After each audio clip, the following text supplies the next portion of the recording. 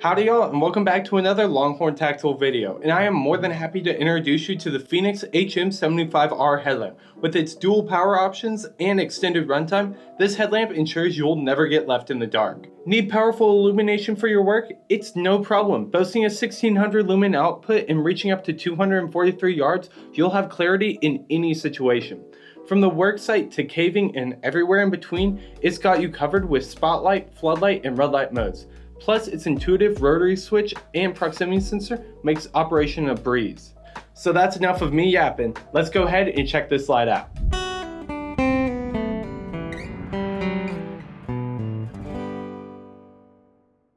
Alright, and now let's crack into what the HM75R has for us.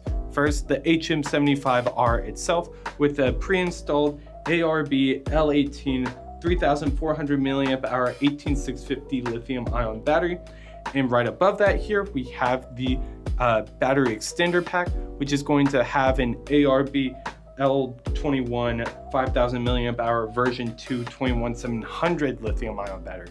Wow, that's a mouthful. It comes included with a USB-C cord that goes from the battery pack to the headlamp with these little wire clamps to make sure that everything stays flush. But it also comes with a 1 meter USB-C cord to where you can put this in a pocket or something else like that. It also comes with two spare O-rings for both the headlamp and the extender pack. And then of course you have your classic Fenix paperwork. All right, and now let's take a close-up look at the Fenix HM75R. We have 3 LEDs here, how fun. This first one here is going to be a luminous SST40 cool white LED.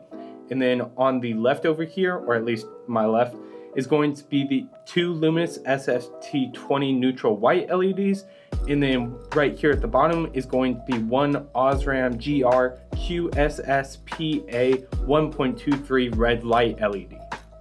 At the top of the headlamp, there is a 4 LED battery indicator light system, which I have the key on screen now.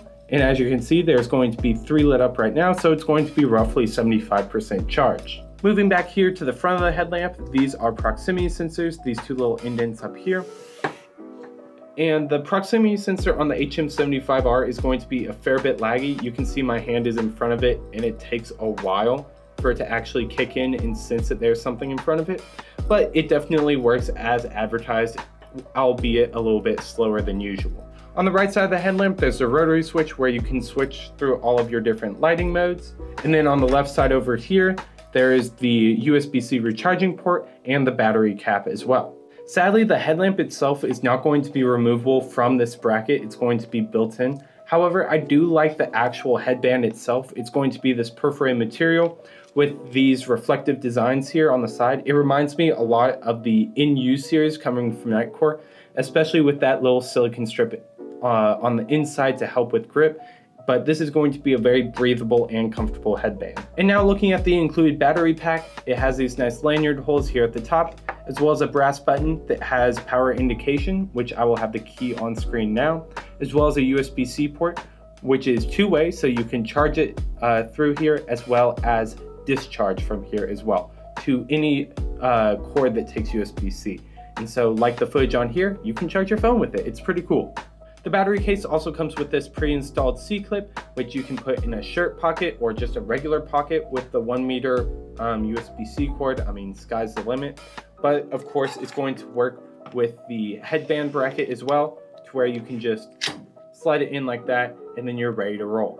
And now on to the operation of the HM75R. And despite how dense the packaging is and the specs, which we will get into, the operation is going to be pretty dang simple. It's all on this rotary switch here. Turning it clockwise once, we'll enter it into the spotlight mode, which is going to be the cool white LED. And then to change the brightness from low, medium, high, and then turbo, all you have to do is press the side switch.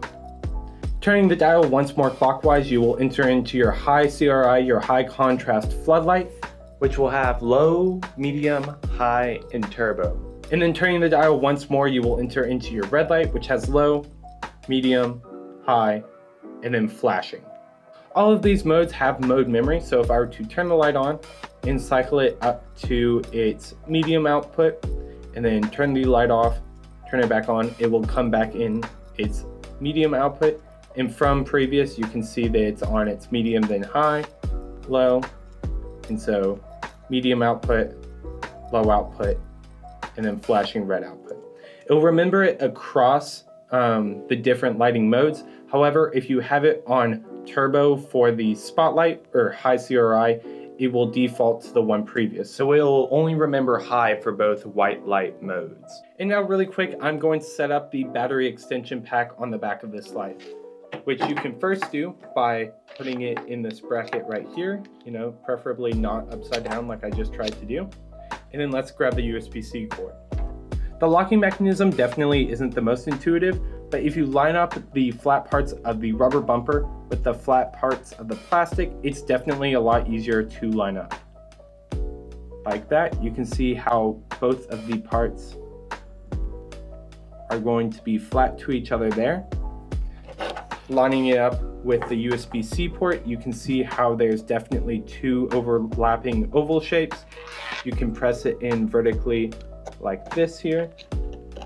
It definitely takes a fair bit of pressure to get it in initially. And then once it's in, you will see this little locking icon. So you just twist it to the right, and this is not coming out. It is pretty dang firm in there. And then you just do the same for this USB-C port as well. And once you have everything all wired up, all you have to do is single press the battery case, and then you will see that your headlamp will begin charging. And now for my favorite part, the specs. And to save me and you a lot of time and sanity, I will just put it up here on the screen and not read it all out box by box. But 1600 lumens is respectable. Interesting though that it goes down to 1200 lumens whenever you attach the case. I'm not complaining. I'm glad that I get more runtime out of it, but just an interesting little detail there. The max throw is going to be 243 yards with a maximum candela of 12,448. This headlamp is IP68 waterproof with 2 meters of drop resistance. I have the dimensions on screen now, with the headlamp weighing in at 6.2 ounces with the battery included. However, if I were to put on the battery extension case, that will bring the total up to 11.32 ounces. Now then, as for my personal thoughts here on the HM75R coming from Fenix, I think that the outputs are very reasonable and I love the run times. I'm glad that it's not like a 3000 lumen headlamp with only like an hour of runtime. This is made to be extremely practical. All the spacings make sense. And as well as that, for how complicated of a light this is with all the different run times and combinations, they make it really easy to operate with the rotary switch and the mode button. Something weird that Fenix did, which is a very minute nitpick coming from me, is the fact that they included an 18650 with a milliamp hour of 3400 as opposed to the 3500 milliamp hour 18650 that they have on their website, which goes for the same price. So I don't know why they wouldn't just give us the extra 100 milliamp hours. I mean, practically you're only looking for like maybe 30 more minutes of runtime. But still, it's really interesting how they only include the 3400 with this. However, something very impressive that Fenix did is make this entire unit IP68 waterproof. I was originally going to call this a little bit of a knockoff of the battery extension case that Nightcore put out for the NU series, but legitimately the fact that you can have this entire thing running and like have this on the back of the headlamp, have the USB-C cord going and have the light on and submerge it underwater and it be fine is incredibly impressive. And it really gives it a leg up on other long running headlamps. And I just have two other nitpicks with this light. First off, I wish that there was a better lockout, as the only lockout is whenever you turn the rotary switch off. Otherwise, if it switches on in your bag, it will turn on.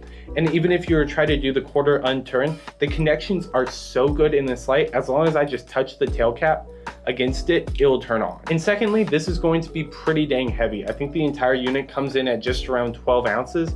And so I get headaches pretty easily from wearing heavy headlamps.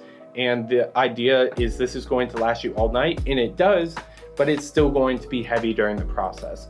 And so just bear that in mind. Overall, this is a great light. It's decently affordable for all that you get in the package. And while it might seem complex with all the different run times and combinations, it's surprisingly intuitive with the UI, and so it definitely makes up for it. So if you are in the market for a work headlamp, I would definitely check this one out. But what are your thoughts on the HM75R? I definitely think that it fills its own niche. However, if you have anything to contribute to this conversation, I'd love to hear it down below. I want to thank y'all so much for watching here to the end. Thank y'all so much for liking and subscribing, and we will see you in the next one.